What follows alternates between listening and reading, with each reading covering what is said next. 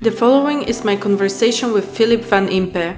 Philippe is a social entrepreneur, the founding partner of the AI and data science community of Belgium, the founder of the European Data Innovation Hub, the founder of DigitYser. Recently, he moved from the vibrant capital of Belgium into rural France. There, together with his partner, they are renovating a historic watermill. This is the To Be Fair channel where I'm exploring how we can thrive as individuals and as communities. If you want to follow me along and support the channel, please like and share and consider subscribing for more content. So it's really great to have you as a guest, Philippe.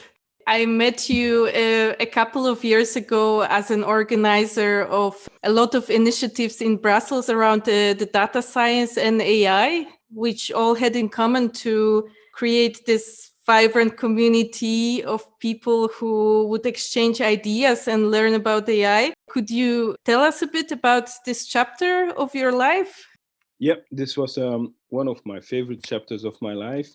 After about 20 years into normal corporate life, I decided to work on different communities. And one of the communities that worked best was the community of data science experts. And it was quite interesting because we are talking here about an activity that started 6 years ago, and where at that time data science was not really well known. Artificial intelligence was certainly not very well known, and it was surfing on a wave of open technology, open source technology, where most of it was not 100% documented like normal standard software packages would be. So those people who were experiencing those different packages came into a problem where they wanted to understand how to use it and how other people had used it. And that's probably the reason why the community, the data science community of Belgium, had so much success, because it was a non-commercial,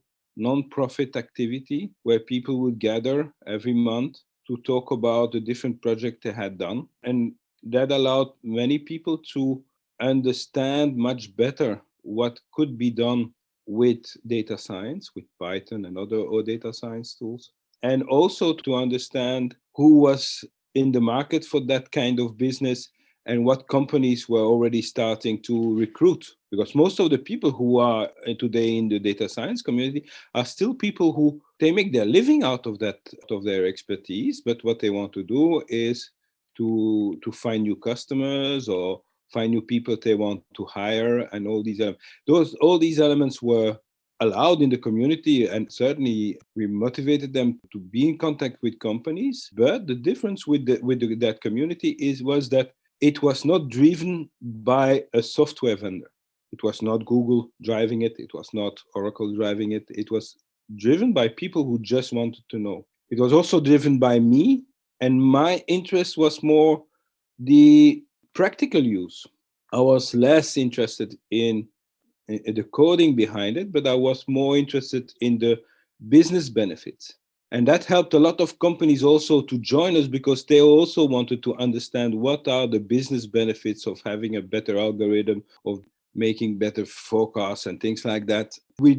There was like a bridge from technology to business profit that we used, and that bridge was an open bridge. It was free. You could use it as much as you want. You could cross it and run back to your side of it if you wanted to, but it was like a completely open environment. Yeah, and last year I followed you on LinkedIn, yeah, and I've noticed that you bought a windmill in France, and you started to renovate it. I was very surprised to hear that. Could you say what was the trigger for that sudden change? Yeah. Okay. Yes. Of course, there is the idea of being able to live in completely autonomy, to produce my own electricity, to have a vegetable garden. That was like an utopistic dream that I have had for more than 15 years. So that's nothing new. It just happened that during one of my sleepless nights, I was on internet and I found a good web page showing like 80 windmills that were for sale, not windmill, watermills that were for sale. We bought basically the second cheapest on that list. But we bought that together with Florence with the idea that we would continue to work at DigitYser and organize events, but in the future, when I would be retired or something like that, we could do something with the Watermill. Now, our living was made out of organizing activities at a location in Brussels called DigitYser. We organize above 500 activities or events a year. So that was a very active tech hub in Brussels, where we would have, there was some co-working, we rented out office spaces for startups. We would coach some startups. And we also had a very nice event location where we could host events with more than 200 people.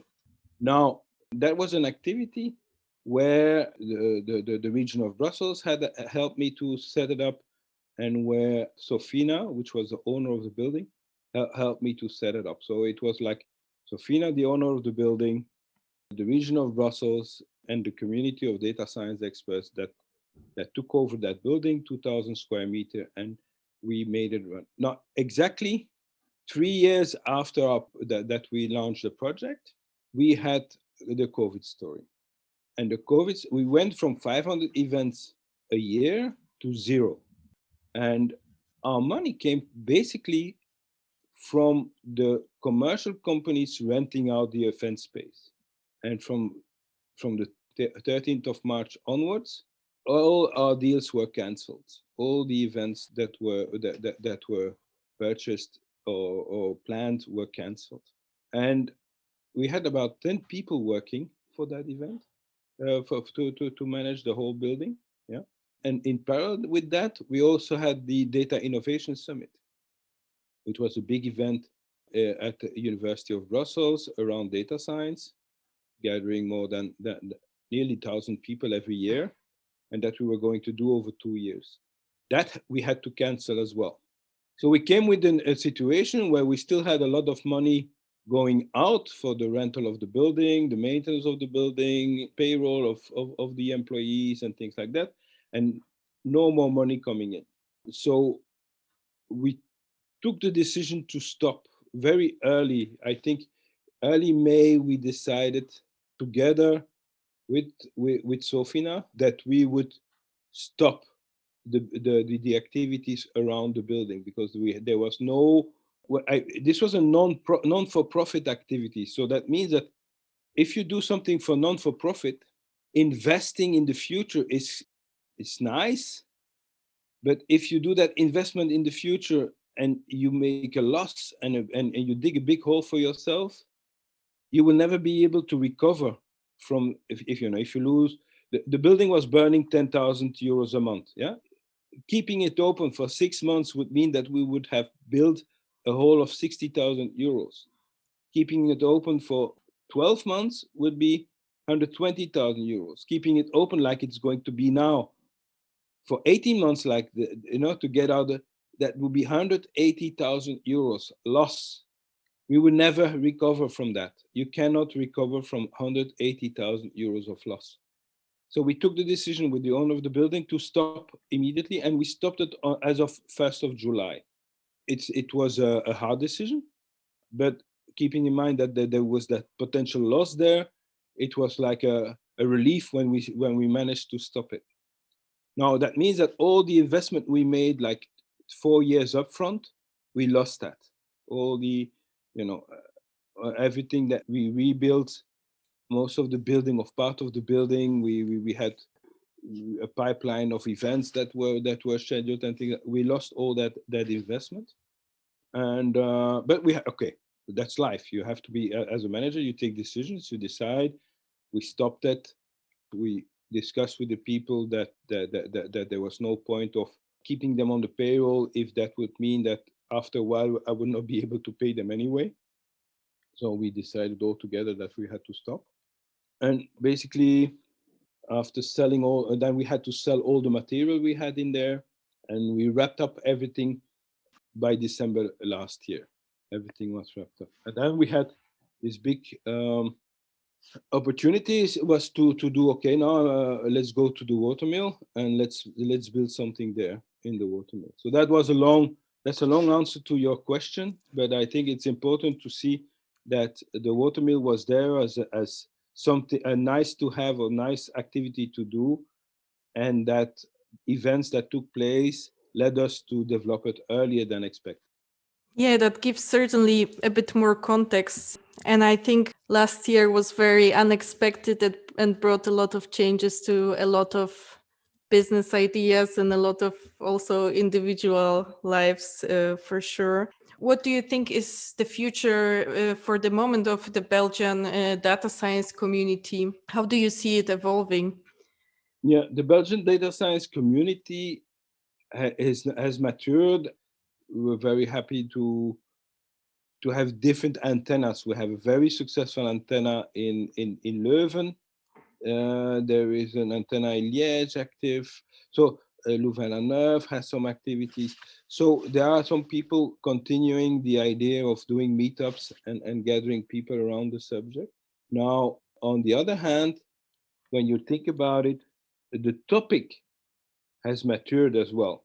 So there are more MOOCs available around the topic today. There are more books available around the topic today. There are more people who have been trained in the topic today.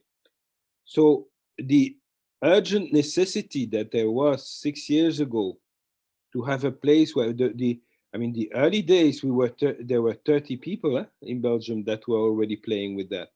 That garage feeling, that's less present there. You don't need it anymore because you can find a lot of information. So I think the community will continue, but there will be many more spin-offs and many more now what we do want to having an annual conference where people can gather once a year would be nice to be able to organize. Unfortunately, unfortunately, this is not really something that we can plan. I mean, we had planned to postpone it with 1 year and to do it on the 25th and 26th of June this year, but still that's not a valid date. So we still have no future date yet for an event. But that could be something we could imagine doing one in October or doing one in somewhere next year.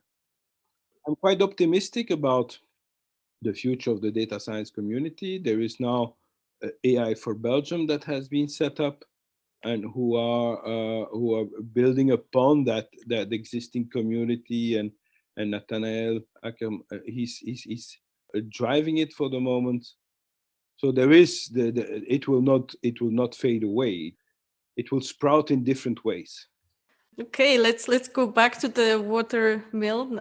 Could you take us there and like your first days and first impressions when you got to the place Yes. you bought? When we bought the watermill, we were in a high-tech environment, fast-moving, based on money environment. We're buying our food in the supermarket. We were already at DigitYser. We were already bringing organic food in, and organic beers and things like that. Not that we were not completely agnostic of the health issue, but when we did the cutoff, DigitYser was also an activity. It was 8 o'clock in the morning until 10 o'clock at night, 6 days a week. So there was no real time, and it was fast paced, meeting a lot of people. So that was fast and high tech. Because we want to make a break, we want to change it. We want to change it from a high tech environment to a low tech environment. We want to move from digital to analogic. When 1st of July 2019, we were at the notary to buy the mill, and the notary could not give us the keys of the mill, for the simple reason that there were no doors. So the mill was 4 good walls and a good roof, and that over 4 levels of 200 square meters, or that's 800 square meter. It's quite big. The walls are nearly 1 meter thick. The mill has been in existence since 1500s. It has been rebuilt in 1832 in its current size. The machinery of the mill is still there because the miller left in 56. In 1956, the miller retired, and we basically found the mill back in the state that he left it in. Of course, the water wheel rotted away, but the gearbox inside the mill and things like that is still there. When we bought the mill, the notary asked us, "Where are you going to sleep tonight?" And we believed it was so obvious that we would sleep in the mill. But we have a Volkswagen camper, so we brought the camper in front of the mill and we slept in the camper. And we did that for a week, and then after a week we managed to clean up one of the rooms, and then we moved inside the mill, and then we there was the electricity. So in electricity was arrived, and so we had some electricity, so we could cook on we could cook electric if we wanted to, but we have a wood stove cooker, and we were talking about speed. So if we want to cook today and we want to do it on the wood stove cooker, it takes us 45 minutes to heat up the cooker. But because before you want to heat up the cooker, it takes you about half an hour to find the wood and to gather the wood and to make it. So things tend to take more time.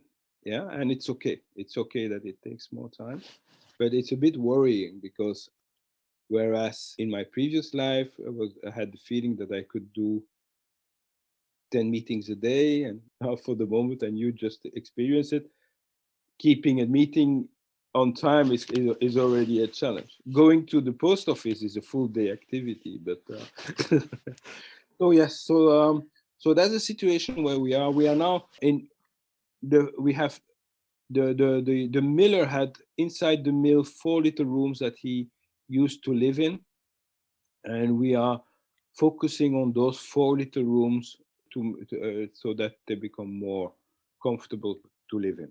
What work has been done so far? We have been very busy, yeah, but so basically what we needed to do is to make those 4 rooms airtight, to repair the existing windows, which we did.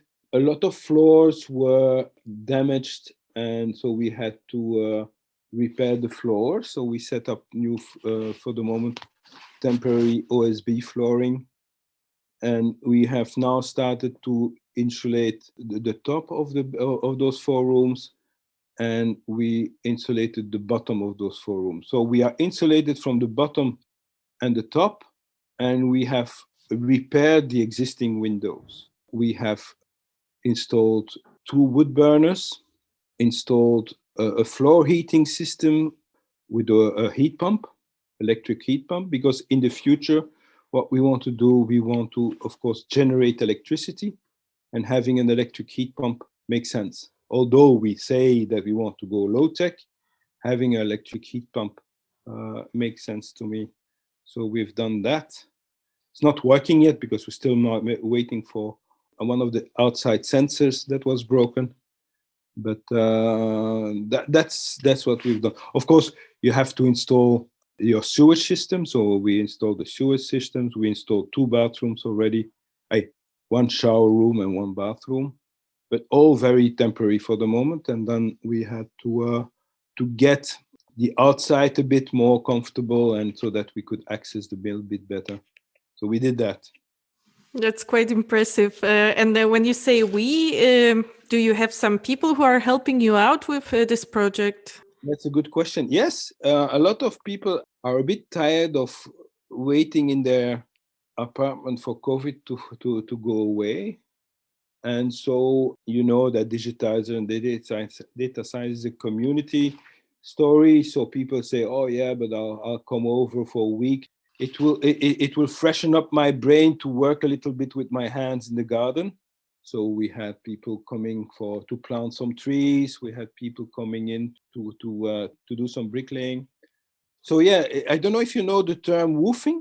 Yes, I do. I was wondering if you are using this type of help. We are not yet on the Woofing website.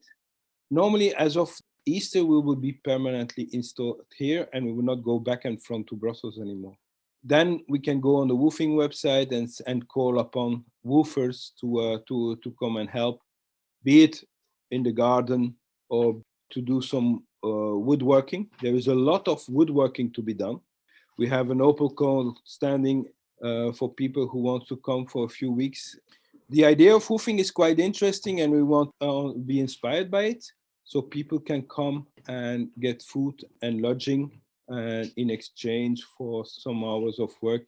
And I think that means that you can go on holiday, participate to an interesting project and without spending any money, basically.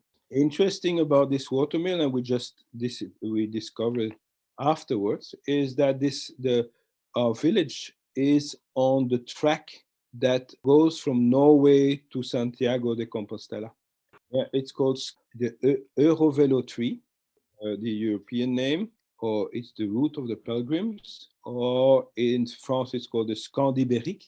I've done Compostela myself, and we want to be able to be like one of those albergues or a hostel for people.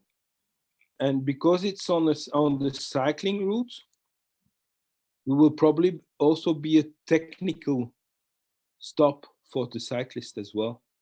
So that means that if they can come here and they can work on their bike if there is some work to be done on their bike as well.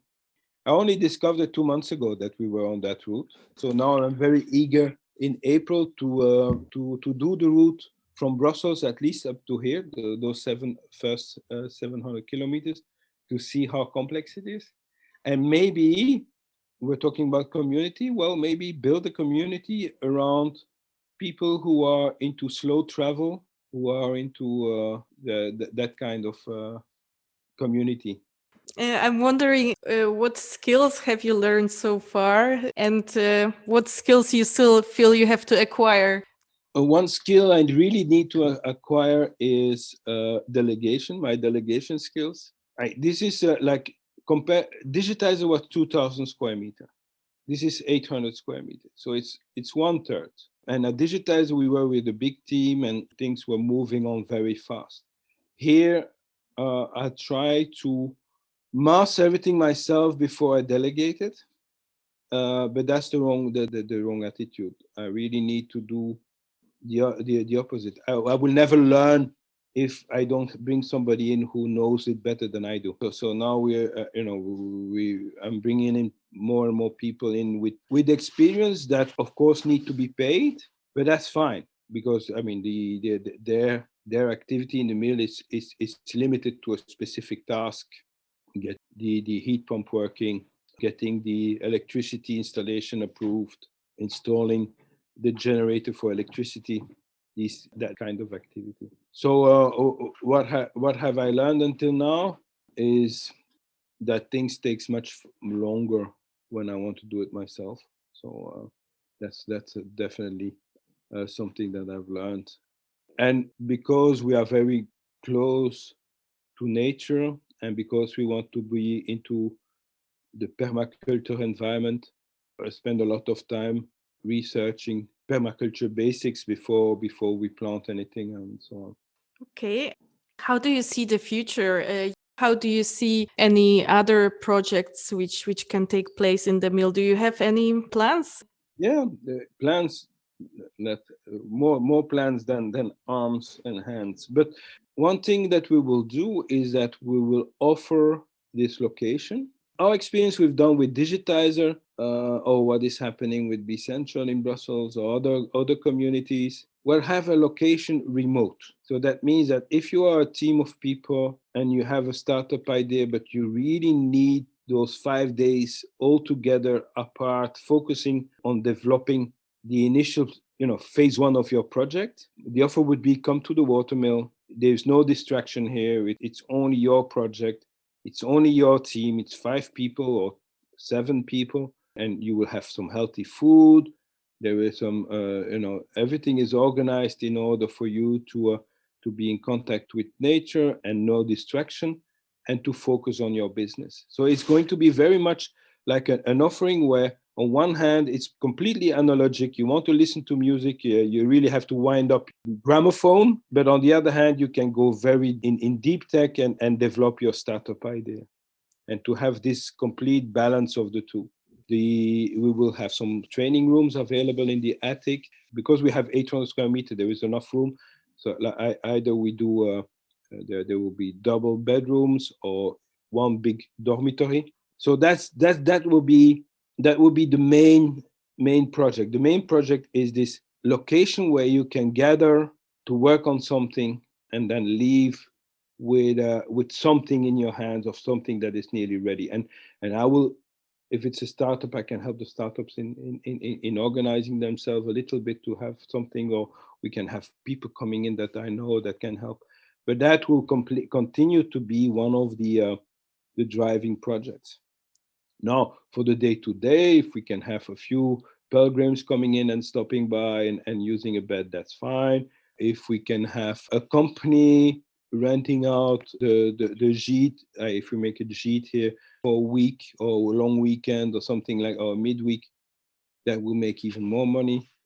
Yeah, so it's going to be something like that. So it's going to be very much similar to what we did in the past, in a different packaging.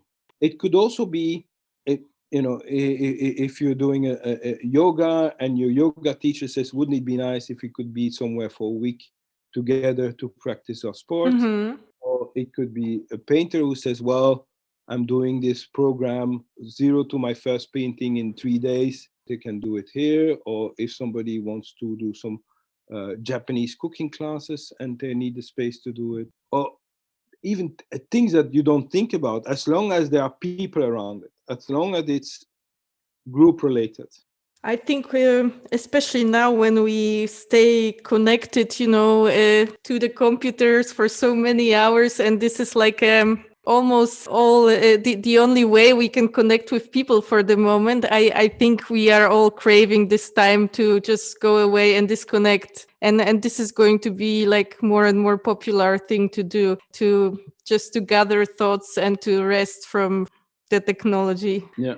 Now, the difference between the past and today is that if we don't have any groups coming in for a few weeks, a few months, or even ever, that doesn't change anything to the project. Our project is not capital intense, so we don't need to have some money coming in order to pay back what we've loaned from the bank. So it's an easy project. It's a stress-less project. There are no financial stress linked to this project. The only stress that you can have is say, oh, I wish it would go faster. But at 56, that's not really a big stress anymore.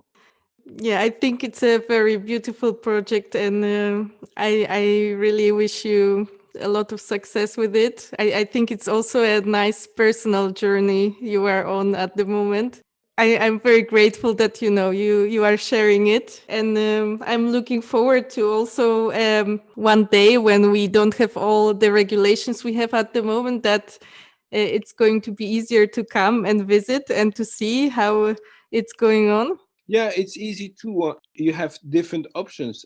You can walk it, and then it will take about 3 weeks. You can cycle it. It will take about 1 week. You can drive it. It takes about 7 to 8 hours. Or you can take the train, and it takes about 5 hours. I have to see how I organize it with my family. Yeah, there is a lot of options. Yeah, if you're in no hurry, the longer you wait, the better the comfort will be when you come in. Thank you very much, Philippe, for the conversation. Talk to you soon again. Bye-bye. Take care. Yeah, bye. Thank you for listening to this conversation with Philippe van Impe. If you enjoyed and you would like to support me in creating more content, like, share and subscribe. If you would like to know more about Philippe and his new project, check the links in the description below.